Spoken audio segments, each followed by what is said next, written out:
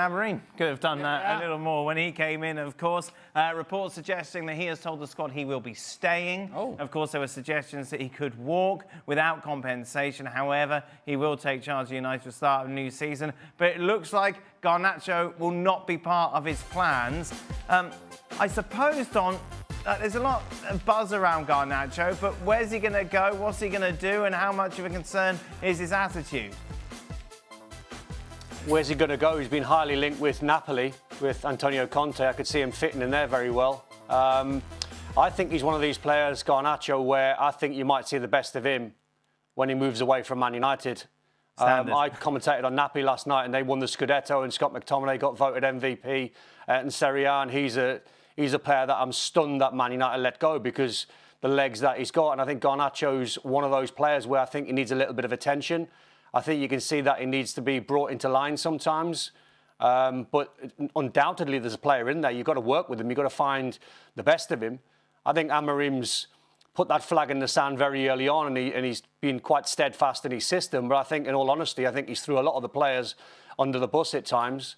And I think Garnacho is one of them where he's played the majority of games in the Europa League, didn't feature in the final. It was screaming out for him to come on in the final. I think he got 20 minutes in the end. I think Amorim's tactics in the final left a lot to be desired. It should have been Agate in midfield and Bruno Fernandes as the number 10. But I think for Garnacho, I think he's one of these guys that wears his heart on his sleeve. He says it how it is, which you can either like or you don't. But I honestly think if they do sell him, and it could be to Napoli, I think it's one of them. Keep an eye on him because I think he's a player and I think he'll do well elsewhere. And Manchester United, of course, embroiled in the battle as to who will finish 16th and 17th in the Premier League. Al Hilal are interested in signing Bruno Fernandes, but their plans to sign him are not advanced at the moment. Okay. However, that could change because Al Hilal are playing in the Club World Cup next month, and there is this special transfer window that's open from June the 1st to June the 10th, which they can use to sign players. Now, United's position is very clear. The player is not for sale. He's the United captain. On the record, Rúben Amorim has come out and said he's one of the best players in the world. Yeah. He's not going anywhere. But obviously, we know that Saudi clubs have been very, very active in the transfer market. He is on a list of targets who Al Hilal are chasing. And also, Al Hilal have got quite a few players from the Premier League already. They've got Ruben Neves, who he will know well. They've got Alexander Mitrovic, Kalidou Koulibaly. They used to have Neymar. And I think, obviously, going into the Club World Cup, they're representing Saudi Arabia. They're in a group with Real Madrid, RB Salzburg, Pachuca, especially that first game against Real Madrid. It's very important for them that they sort of fly the flag for Saudi Arabia. So I think they will be trying to strengthen their squad. But it'll be very, very difficult to sign Bruno Fernandes. Realistically, though, given the situation and what's happening at the club right now, do you see this happening, this move? Well, look, United have missed out on a lot of potential revenue from not being in the Champions League, not being in Europe at all next season. We have seen there has been a lot of cost cutting at United. Unfortunately, up to 450 people are losing their jobs. But Bruno Fernandes is the United captain. He's their talisman. He's the one player that anybody you speak to in football will say he's the one United player who could play for any side in the Premier League. And he signed a new contract last summer until 2027 with the option of a further year. But he's going to be 31 in September. Last night, he himself admitted, look, I know how football works, is basically what he said. And I want to stay at United, but you never know what's going to happen. If they say to me, we don't want you anymore, well, that's football. That's the way it works. But I think United want to keep him. That's their position. The player himself wants to stay. But if this summer United decide that maybe at his age they want to cash in on him, then I can tell you for certain that Al Hilal are interested in signing him. But I really think it's up to United what happens to Bruno Fernandes next. And at the moment, they've made it clear they want him to stay. Garnacho, what he's had to say. Yeah, so this is speaking to Argentinian media, I understand, and he says obviously it's hard for everyone. We didn't beat anyone in the league. We lacked a lot of things. When you don't score goals, you always need more. Until we reached the final, I played every round and I played 20 minutes today. I don't know. I'm going to try and enjoy the summer and see what happens next, which is Intriguing final line there, isn't it? What's going to happen to this player? 20 years old, Garnacho. Interesting, he qualifies as homegrown. We talk about Man United looking to raise money. If they sold Bruno Fernandes, if they sold him, all of that money would go down as pure profit. These things we're learning through FFP and PSR and these new regulations and rules, suddenly a player like him has a lot of value to Man United in the transfer market in terms of selling him. But you know, he is right. He has had his influence on this cup run. He had assists against Real Sociedad in both legs. He had an assist against Lyon. He's had fewer starts in the Premier League and his goal involvement numbers have gone down a touch in the Premier League. So he's not been at his brilliant best, but say 20 years old, he's still got potential. And we saw when he came on last night, taking Mason Mount's spot, he had a vicious shot from the left side, which Vicario had to save. And he looks like he was going to bring more to that final stage of the game than Mason Mount was, because we see the stats here between them. Mason Mount, 70 minutes on the pitch, no shots, no chances created, just 11 passes and 25 touches of the ball. And you think of all the possession that Man United had, Mason Mount just couldn't get into the game at all. And yet Garnacho, when he comes on for his 20 minutes, he has that shot that I mentioned that Vicario had to save really well. He created a chance for his teammate. He put in a couple of crosses, which Mount didn't do throughout his whole time on the pitch, and he was a bit sharper with his passing as well, Alejandro Garnacho. So from his perspective, you can see why he would be so frustrated that he didn't get as much game time on the pitch as he would have wanted to influence that result for United last night. Moving away, what did Amorim have to say about rumoured exits for captain Bruno Fernandes and also Alejandro Garnacho? Yeah, they're the two players who've captured most of the headlines in the aftermath of that defeat, and significant Saudi interest there's said to be in Fernandes, and he's made it clear that he wouldn't stand in the club's way if they wanted to, as he put it, cash in on him. Garnacho and his family quick to go on social media after that final, with him only making a brief substitute appearance, and I guess that doesn't really endear to the boss either, does it? So those are two assets, if you like, that Manchester United might well be looking at if they are to build up a pot of money to try and get out into the market. But it's a really difficult job trying to balance who leaves, what sort of money they can raise, and who comes in. But as you say, Fernandes and Garnacho are the two players who were the focus of this particular answer.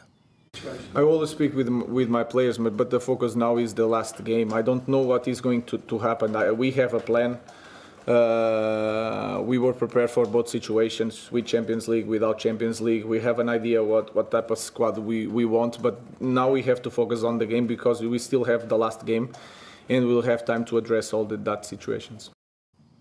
And what about the future of the man himself, Peter? Been suggestions he could walk away, suggested previously himself that if it didn't go his way, if he couldn't impact, he might do that. What did he have to say on that topic today? I've got to say, he seems hell-bent on rolling up his sleeves and actually trying to solve the great Manchester United puzzle. He came here early, we all know that. He would have preferred to come in and around about now, really, but he's had the benefit of 6 months. It's not been a good 6 months, but at least he's given him an insight into how big this job is. And quite possibly, I have to say, he's finding it more difficult than he thought it was even when he first arrived. But he's got a huge job on his plate. I mean, they play Villa tomorrow. Villa are in 6th. That effectively is where Manchester United want to be. They're down in 16th. They could actually finish in 17th, just one above the black line. No European football for the first time since 1990. So United are in a bit of a state. But this is what Amorim had to say about his own future and his determination to put it right. No, it's not windows, and sometimes we don't know. Things can change fast. But to reach that kind of level that we need to be as a Manchester United is going to take time. But things I cannot say how many windows, how many years we need to reach that point. But we can improve. That is clear. These 6 months was really hard. A lot of changes, not just for me, for all the club. We did so many changes inside our club that sometimes it takes a lot of like 5 years or 3 years to change all the personnel and to change a lot of things. We changed coach in the middle of the season. The way they play, we changed. So was a really tough season. Now is that part that we need to enjoy and to focus on the future and to be positive, because we know what to do. I know how I want to play. That is clear. With all the mistakes that you guys can point to me, I know how I want to play, and now is the excitement moment that we can change something. You famously said before you joined. Manchester United head coach Rúben Amorim has told winger Alejandro Garnacho he will be allowed to join a new club this summer. The Argentina international seemed to be on a collision course with his boss after both he and his brother posted messages around Wednesday's Europa League final defeat by Tottenham, when Garnacho was only introduced as a 71st-minute substitute. Speaking after the match, Garnacho said, "Up until the final I played every round helping the team, and today I played 20 minutes, I don't know. The final will influence my decision, but the whole season, the situation of the club. I'm going to try to enjoy the summer and see what happens afterwards." His brother Roberto fanned the flames further after the match, stating on social media, "Working as no one else, helping every round, coming from 2 goals in the last 2 finals, just to be on the pitch for 19 minutes and get thrown under the bus." As first reported by The Athletic, Garnacho has now been told by Amorim he will be allowed to leave. Asked about Garnacho on Saturday, before Sunday's final Premier League game of the season against Aston Villa, Amorim said, "I will speak with my players, but the focus is the last game. I don't know what is going to happen, but we have a plan. We were prepared for both situations, with Champions League and without. We have an idea of the type of squad we want, but we still have the last game. We have time to address all these situations." It remains to be seen if Garnacho will be involved against Villa. As the player class is as homegrown under the Premier League's profit and sustainability rules, his sale would create greater flexibility for Amorim, who is preparing to reduce the size of his squad given they have no European commitments next season, to make new signings. United have been heavily linked with Wolves forward Matheus Cunha, who has a release clause of €62.5 million in his contract. Amorim has had an uneasy relationship with Garnacho. He had only been at United for a month when he axed the winger, along with Marcus Rashford, for the victory at Manchester City on the 15th of December. Amorim said the decision was because of training performances, game performances, and engagement with teammates. Unlike Rashford, Garnacho was handed an immediate recall. Yet he has always seemed an uneasy fit in the system Amorim prefers because there is no space for an orthodox wide player. Although Garnacho is United's second highest scorer this season with 11 goals, he was omitted in Bilbao as Amorim preferred Amad Diallo and Mason Mount in the advanced roles behind central striker Rasmus Højlund.